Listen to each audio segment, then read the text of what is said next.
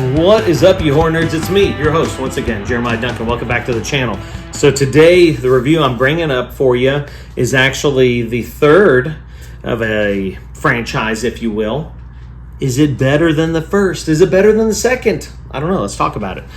We're talking about the 1989 Sleepaway Camp 3 Teenage Wasteland. This is rated R, runs for an hour and 20 minutes. This, of course, if you are familiar with Sleepaway Camp, continues the story, and this is 3 layers deep. If you aren't familiar with it, here's what this one's about.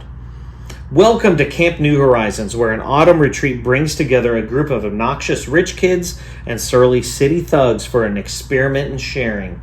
But when notorious transsexual psychopath Angela Baker, played by Pamela, yes, she's Bruce's sister Springsteen, joins the horny teens, she shares a lesson in butchery with axes, trucks, firecrackers, lawnmowers, and more. Academy Award nominee Michael J. Pollard, who was in 1967 in Bonnie and Clyde, and Tracy, yes, she's Melanie's sister, Griffith, co-star in this third wild installment of the cult body count saga, packed with all the cruel killings you love, the gratuitous nudity you expect, and a bloody cabin full of extra exclusives you can only imagine. Welcome to Sleepaway Camp Teenage Wasteland.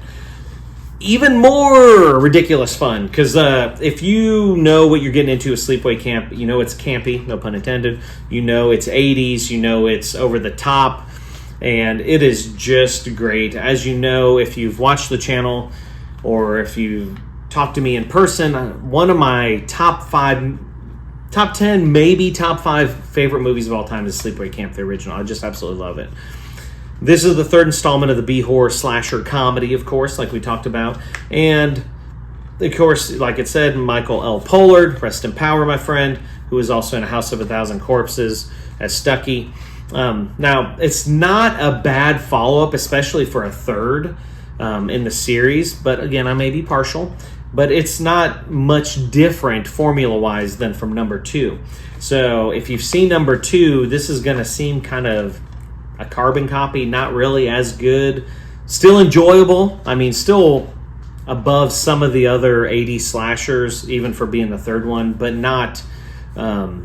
it's okay. It's okay. Like I said, it's still fun to watch. You're not going to see anything original. You're just going to see a bunch of kills and over the top and one-liners, and you know, it fits nicely into the franchise. And it was actually filmed at the same place that number 2 was filmed at, which is kind of cool. So you can get a little throwback there. I'm giving it a 5 out of 10. Enjoyable. Nothing to write home about, but I like it in the collection because you know me. I'm a Sleepaway Camp fan. Teenage Wasteland, Sleepaway Camp 3. 1989, rated R. If you've seen it, comment below. I'd love to hear your thoughts. What's your favorite Sleepaway Camp one in the series? Let me know. Like, subscribe, hit the death bell. Stick around. I got more coming to you.